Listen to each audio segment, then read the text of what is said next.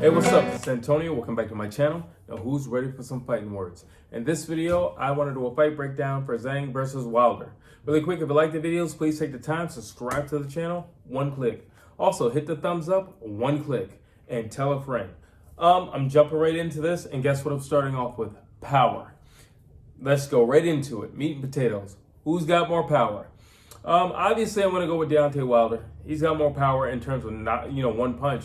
But then again, Zhang has knocked guys out one punch as well. But Wilder has made a streak out of it. He's made a career out of it. So for that reason, I'm going to give it to Wilder. But Zhang is equally as dangerous. Not to mention, he's bigger than Deontay Wilder. And I don't necessarily think that the armor has been chipped or anything when it comes to Deontay Wilder. But why do I say that? Well, I'll say this. The writing was always on the wall. He wasn't a great boxer. He's never been a great boxer. He's not a boxer. He's really small for the division. His defense is to none. And he only has one punch. So there you go right there. That's for power. Speed. Deontay Wilder, I got to give it to him. I think he's fast. He's a very explosive guy. You don't know when he's going to burst into wherever he's going to burst into, but he's a very explosive guy. And that's always going to be a fear factor type of thing for his opponents. That's always going to be a factor and a fear in the back of your mind, because you don't know when he's going to burst into it. And when he does, you just better be ready to either cover up or rock and roll. Those are your two options.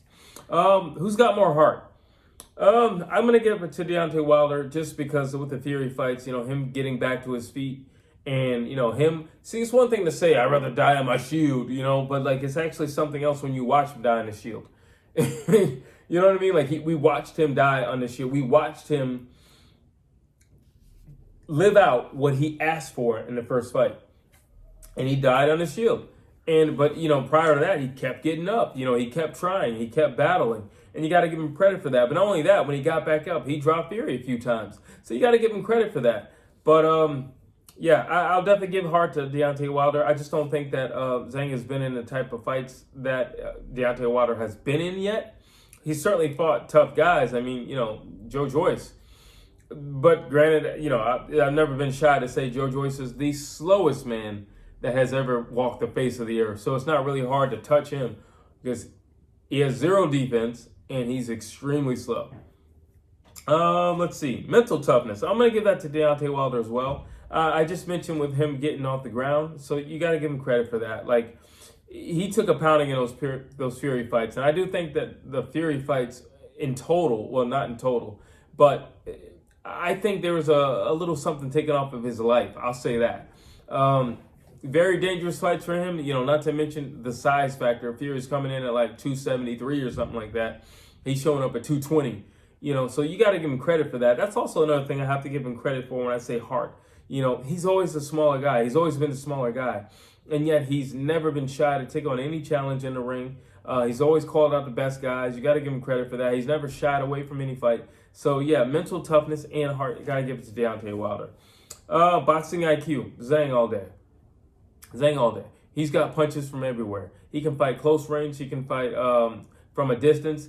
He can fight in a telephone booth. He uses all types of punches. He has great leverage. He has great timing. He's also a great counterpuncher. Zhang all day. When it comes to boxing IQ, it's not even close. The best thing Deontay Wilder can, kind of hope to do is don't make this into a boxing match. Don't make it into a boxing match.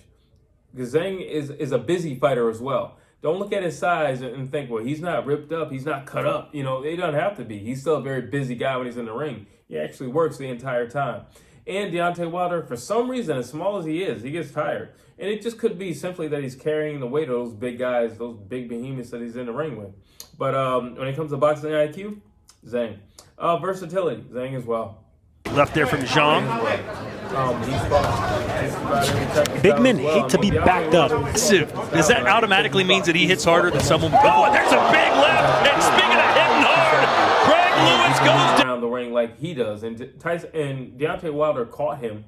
But I think that's just a thing of timing. And I also think that was a thing of Tyson Fury just testing Deontay Wilder because he was so much bigger than Deontay Wilder.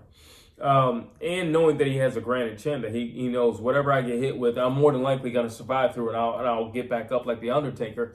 But still, I would give versatility to Zhang. He's just a better boxer. There's no other way to say it. He's just a better boxer. And I think he meshes with styles better than Deontay Wilder. Deontay Wilder just does Deontay Wilder. Zhang will work with you. So yeah, I'm going to give that to Zhang as well. What's the best range? I think the best range for Deontay Wilder is at distance, where he has enough leverage on that thing where he can let it go. Zhang can fight at both, so it doesn't matter. Like I said, I think he's a better boxer, and I think he's a lot more clever than Deontay Wilder in the ring.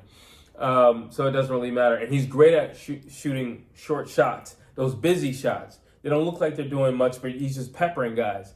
He's just softening them up. He's just tenderizing the meat because he knows if I beat you up enough, your arms are going to drop. And that chin's going to be right there. So, still, Zhang. I mean, that's not really a category for him to get a point for, but still, if it was, Zhang. Let's see. Defense. Zhang.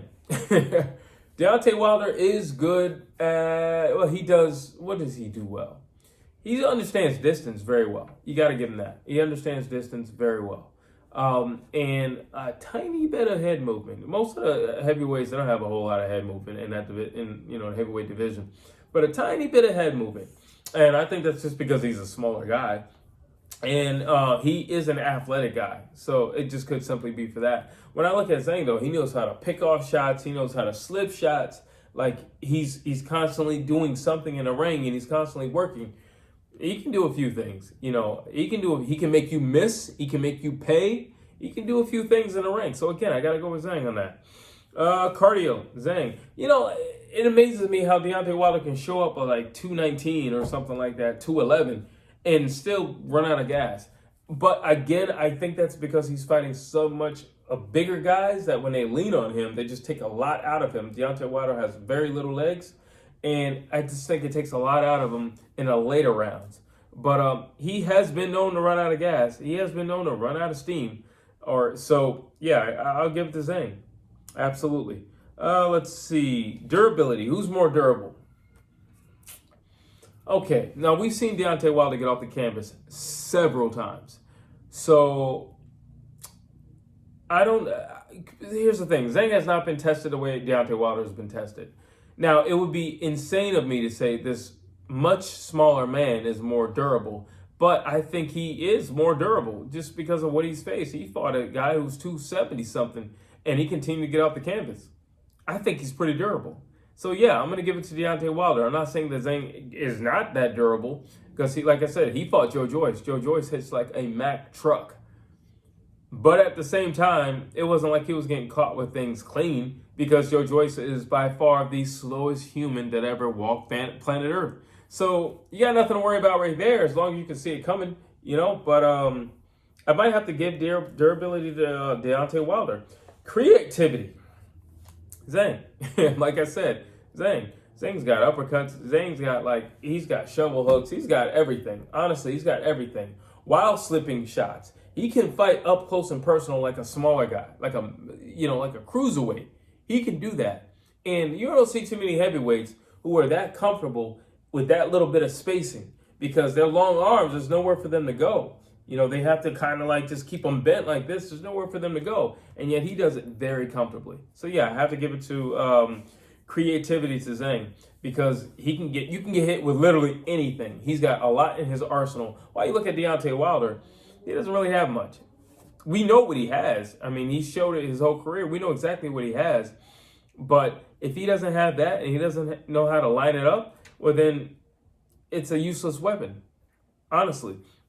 Deontay Wilder over the years has been working on a lot of things in the ring with Malik Scott, his trainer. And that's cool. I'm not knocking any of that. The problem with that is I think that's too late in his career to be working on things like that. I want to make these flashy moves. And no, I've always said, if you just work on Deontay Wilder's defense when he's backing up, you teach Deontay Wilder how to double up on the jab, and you teach Deontay Wilder how to throw a straight to the body. I think those are the three things that you would ever need for somebody like him. Remember, he came into the game of boxing at 19?